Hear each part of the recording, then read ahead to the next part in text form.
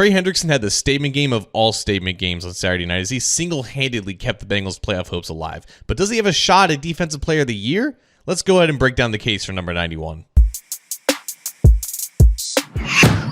Hi again, Bengals fans. John Sheeran of A to Z Sports Cincinnati here, and if you're watching this video before the Sunday afternoon slate of games is over, then the Bengals still have a chance at making the playoffs. I can't even believe that I'm saying that. I can't even believe that this has been 5 weeks in a row of videos where we're talking about a Bengals win after they were 4-8 just a month ago. But no matter how today ends, with both the Miami Dolphins and Denver Broncos both needing to lose just for the Bengals to have a chance at doing anything in the playoffs, we need to talk about how Saturday night ended, because there is one name that I think deserves all the recognition right now. For this entire season, no matter how good or dreadful this Bengals defense has been, Trey Hendrickson has always been the one beacon of light that the entire unit can rally around and just rely on to make plays when he absolutely needs to make them. Last night was certainly no exception for Hendrickson as he finished the game with 3.5 sacks against, I'll be honest, a very favorable matchup and Dan Moore Jr. for the Steelers, their left tackle, who he beat like a drum in their first meeting back in December. But still, he produced like he always does. And there was a moment where I thought, man, he may just not this time. Because late in the game, even when he already had 2.5 sacks, he already upped his total to 16.5, which is going to be an NFL lead. I don't think anyone's going to catch him. Myles Garrett was his closest competition. He finished with 14 sacks before Hendrickson even took the field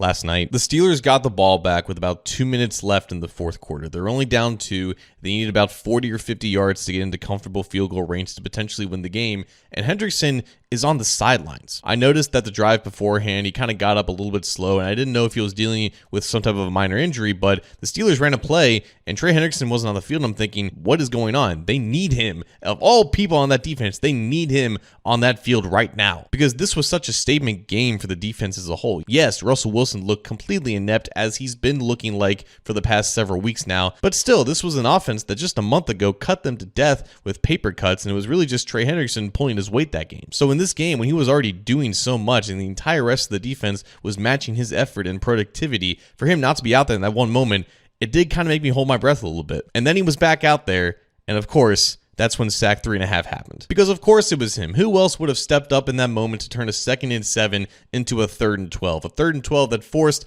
Russell Wilson to try to target George Pickens down the sidelines, and it ended up being incomplete. One play later, the Steelers turn it over on downs, the Bengals win, their season is still alive. And while the offense was flustered for most of the game as Joe Burrow played about a half of football after he got sacked and landed on his head, T. Higgins missed a lot of the game with an ankle injury, the defense was the unit that made this game count. And the leader of said defense was the best player on the field. And in primetime, in their 5th road primetime game of the year, their 6th total primetime game of the year, the entire country saw just how dominant Trey Hendrickson can be on a weekly basis. Some of them may have learned that Trey Hendrickson is literally counted for half of this team's sacks. That's not supposed to happen for a team that goes to the playoffs. And now that he has a clear lead in the sack category and he had his best possible game when they needed it the most, this is a pretty strong argument for being Defensive Player of the Year. Now, just like it's unlikely for Joe Burrow to actually win the MVP award over the likes of division-winning quarterbacks like Josh Allen and Lamar Jackson, it is very unlikely for Trey Hendrickson to win Defensive Player of the Year on a defense that's just not very good. Unfortunately, yes, team success does matter for this award too. The last time the Defensive Player of the Year award winner